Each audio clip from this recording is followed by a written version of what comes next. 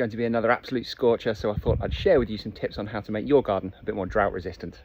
Look at the difference between the healthy bits and the dry bits of my lawn. It's clover.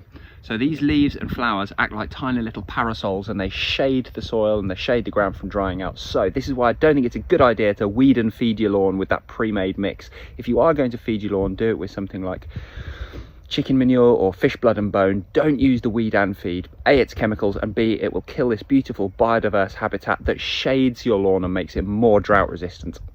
The next tip is to lightly summer prune your fruit trees.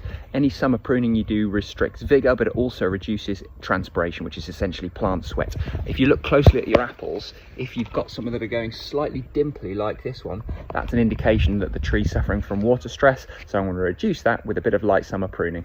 Now I've summer pruned this, I'm going to give it a really good drink from the watering can, which has come from the water butt, but I'm going to do it really deeply. I'm going to give it a good 10 litres. If you water shallow at this time of year, it just encourages the plant to have shallow surface roots, which makes it very susceptible to drought. So the deeper you water, the more it encourages deep rooting, which makes it more resilient in future droughts. Now, some of you will be living in areas where you've started to get hose pipe bans, but check the specifics on that, because a lot of these you're allowed to use something like a soaker hose, because it feeds it really, really slowly into the soil, far more efficient, far less evaporation.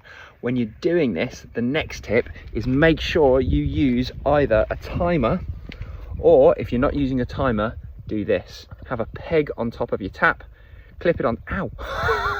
Clip it on your shirt, and then when someone says, "Why have you got a peg on your shirt?" then you'll remember that you left the hose pipe on, because it's such a waste of water if you do that.